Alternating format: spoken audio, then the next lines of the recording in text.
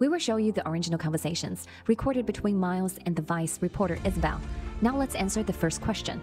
Why did the film producer ignore facts and court evidence but focus on the same vicious accusations that the CCP alleged against Miles? Isabel asked Miles the first question. Who is Miles Guo? Let us first hear the answers from Miles himself. That's a good question. I think 4 years ago, your first time is interviewing me, right? Since the 2017 until now, 2021, the world totally changed. The first one is the rumors, the worst way obviously one of China, the is coming every that's not China is a global evil. China has the RCCP. It's number one is the black war. They also use the institution in Detroit. They rumor in the video, and they say US and the whole family, family. Also, the rumor is the double spy. That's very interesting. Do you understand? Inside Villa, even the case now, even you do the spy job, the government must give you confirm. James Bond 007, 001, right? They must have this document. 依然告诉白，这个大部分China American 光依然不开始第一加上美国这是001，这是American immediately they also has worked this out 大出来，immediately find any 大出来 everything shows the social media news media everything Miles I kill easy why CCP American no one can show me what's everything 大出来 absolutely that's all talk about the Miles was double spy is from the Wall Street from the two layer is the suit me that's American disaster every justice in should be from the court from the American rule of the law system from government but this country is every truth justice is from media. But the media make jobs. Miles was double spy. That's behind you follow the money. You work the CCP. So sorry, Isabella. It is not a coincidence the Vice media interviewed Miles in 2017. In January that year, Miles started his whistleblowing on social media to expose the most corrupt, tyrannical, and brutal regime on earth, the Chinese Communist Party, and its nefarious plan to dominate the world.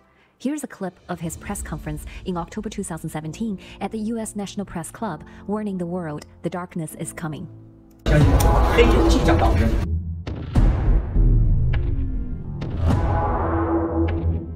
第二个计划叫3F，这3F就是搞弱美国、搞乱美国、搞死美国。 Besides CCP's multiple kidnap and assassination attempts against Miles, the Chinese government has retaliated by freezing some $17 billion in assets of Miles in China and by imprisoning his business associates and family members. To shed a light on how badly the CCP wanted to silence Miles, we will share with you the two important events happened in the US in 2017. April 19, 2017, Miles' live interview with VOA, Voice of America, was abruptly cut off when he was about to review the story of HNA and the crimes committed by Wang Qishan, the CCP's number 2 kleptocrat.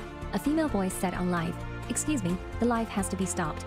VOA admitted later it was warned by the Chinese officials not to broadcast the interview. This event is considered a milestone through which the hundreds of thousands Chinese diaspora got to know Miles and started listening to Miles' whistleblowing. Most of the fellow fighters in the whistleblower movement today will tell you that they started their journey of taking down the CCP because of this April 19 event. Worth noting, on the same day, the Chinese foreign minister official announced that the Interpol has begun moves to arrest Miles. October 1, 2017, Hudson Institute, an American think tank, was scheduled to host Miles for his first public appearance in the United States. Miles planned to discuss high-level institutionalized corruption in China, as well as the threat CCP's kleptocracy poses to the United States and its allies. However, the spokesman of the institute confirmed that it had several days earlier detected a Shanghai-based cyber attack aimed at shutting down access to its website. The scheduled event was then called off, citing a website maintenance issue instead. According to several staff members at the institute, in the days leading up to this cancelled event, the Chinese embassy called them, warning the think tank not to give Miles the opportunity to speak. This is not the only cyber attack targeting Miles organized by the CCP. Clark Hill, American law firm representing Miles in his political asylum case, had backed out after its computer system being targeted by the Chinese hackers on September 12, 2017. This attack was limited to a single client of Clark Hill, Miles Guo.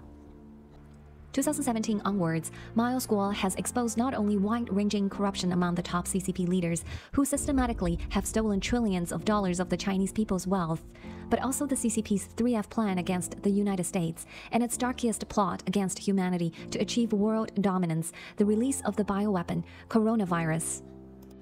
This is not the first time the CCP threw its proxies in the West to accuse Miles of a double agent. In the court case of a contract dispute between a Hong Kong-based company, Eastern Profit Corporation Limited, and an Arlington, Virginia research firm, Strategic Vision US, The two defendants, in this case Michael Waller and French Wallop, tried to accuse Miles of a double agent in order to shift the blame to Miles, but they failed. If the first 2017 Vice video was just a tease, in which the producer tried to discredit Miles by insisting Miles only paid $67.5 million for the apartment purchase in New York City instead of the $82 million reported by Miles himself, then this 2021 production is a full-blown malicious attack on Miles, the whistleblower movement, and its followers. I hope we provided you with enough information to answer this question. Who is working for the CCP? Isabel, the Vice reporter, or Miles? In our next video, we will zoom in on Isabel and Vice Media and their relationship with the CCP.